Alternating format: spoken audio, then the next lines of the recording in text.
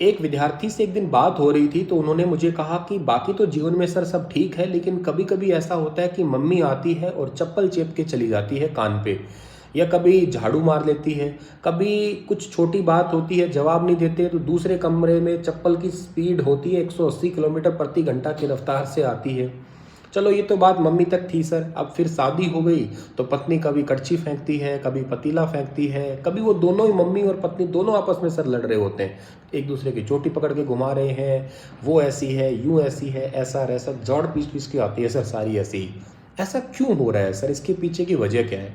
तो समझो इसको, ये सारा खेल नेचर का है, साइंस का है। ये मेल और फीमेल दोनों की जो बॉडी है वो साइंटिफिकली बहुत ज़्यादा अलग है, और महिलाओं के साथ में थोड़ा अलग चेंजेस क्यों हैं? क्योंकि उनके मूड स्विंग्स होते हैं बहुत ही ज़्यादा भयंकर तरीके से।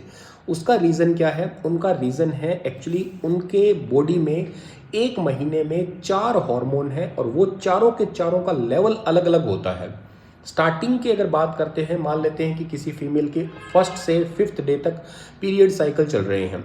उस दौरान के बाद में जो फर्स्ट हाफ है, मतलब लगभग महीने के 15 दिन मान लो, पहले 14 दिन मान लीजिएगा, उस टाइम पे क्या होता है कि एस्ट्रोजन हार्मोन है और के साथ साथ LH इनका लेवल बढ़ रहा होता है। इनका लेवल जब बढ़ता है ना, तो इसके साथ साथ सेरोटोनिन का लेवल भी बढ़ता है, और जैसे ही सेरोटोनिन बढ़ेगा ना, तो इससे क्या होगा? इससे आएगी हैप्पीनेस, आएगी इससे आएगी एनर्जेटिक। तो तुम्हें कभी कभी महिलाएं दिखती होगी बहुत एनर्जेटिक दिखती होगी, पूरे घर का काम करने लगती है तो एकदम बिल्कुल पूरा घर एकदम साफ कर देगी, चमका देगी, दीवारें तक चमका देगी एकदम बिल्कुल। तुम्हें लगेगा यार इतनी मेहनत कैसे कर सकती है ये, एकदम पूरा घर बढ़िया साफ सफाई हो जाएगी, खाना बना दिया जाएगा, बहुत हैप्पीनेस से रहेगी, क्योंकि सेरोटोनिन का लेवल अब अप है।